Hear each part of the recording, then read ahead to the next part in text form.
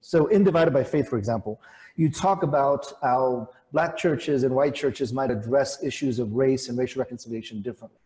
And that white churches tend to operate out from a more individualistic worldview, and black churches might operate out more of a corporate social perspective. Talk about that a little bit and tell us what that implication is for our conversations on race, the differentiation between black and white churches. It's hard for I think most white folks to think that there's something called a white culture, because we just kind of see ourselves as universal and we're just American or whatever it is. But there's a white culture, and part of white culture is valuing rationality over emotion. That rationality always supersedes. Another is individualism, that the root of all life is the individual. So Christianity, and particularly evangelicalism, has very much adopted that, and you've written about it, and it sounds like you've already talked about that in these sessions. That individualism plays a unique role within Christianity, white Christianity, and evangelicalism in particular. I use a too fancy of a term called accountable free will individualism, and that's how it gets expressed within our Christian faith. So individualism, obviously, the individual, and how do we become saved? We individually make a decision to follow Christ, or if, depending on our theology, Christ calls us individually. Okay, so that's the individualism part, which is at the core of the faith. And then when we say accountable free will, let's do the free will first. We know what free will is, but that's that we actually can make that choice or reject that choice. That's our free will. And then accountable is, but I will have to be accountable for whatever decision I make in the end.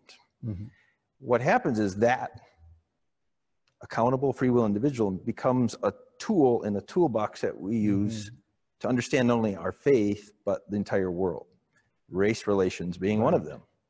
So if some people are poor and some are not, my accountable free will individualism easily leads me to some people are poor because they don't work hard enough. Some people are poor because they're not trying hard enough, and they have to be held accountable. They have to see that if you don't put the time and effort in, you're not going to succeed.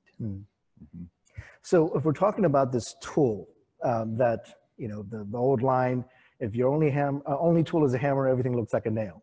So it sounds like if we're kind of captive to this way of understanding the world, everything begins to be seen from that perspective. And so let's focus on race relations, for example. You talk about this inadequate toolbox of mostly white evangelicalism, but how then can we have these conversations when there is an inadequate toolbox, when we see the world through this particular lens and we just end up trying to solve the problem through this one particular lens? How do we have that conversation? So let me just quickly mention, and if they're going to read the book, they'll see this, but there are two other tools that are essentially always seem to go along with this accountable free will individualism, and that's relationalism. So how do you make change? Well, if we're going to come from the individual's perspective, it's one relationship at a time. So it's not uncommon to read Changing the World One Heart at a Time. Right. And that's very natural within the understanding of white Christianity, white evangelicalism. I often say, well, we're changing the world one heart at a time. The devil's changing the world in the masses, right? I think that's why we're always following behind. And then the third tool beyond relationalism is what I call anti-structuralism. So, and this really came out when interviewing people, whether we're talking about policies, laws, anything that we might call structures. White evangelicals kept saying those things are facades. They're not how change happens. They're not what causes reality. Only thing that matters is the individual and the relationships we're in. So what's important here is that it's not only that those things are fake or facades, but that to practice your faith authentically, you feel as if you must actively resist.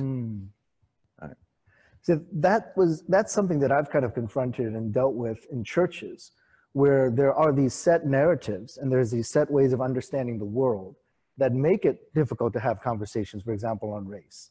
And that it gets embedded into our worldview. It shows up in our sermons. It shows up in our worship. It shows up in how our small groups are conducted. It seems to me that there's a set way we have been doing church, especially in the US, and maybe mostly noticeable within white communities, that prevent us from engaging the larger topic at hand, that we kind of resort to some of these preconceived notions about how we have these conversations. When we talk about race, it's just about the individual. When we talk about race, we don't talk about structures. So that to me indicates that that's not coming from God's word, for example. It's really coming out of the social values that are in our society that the church has kind of adapted in a dysfunctional way.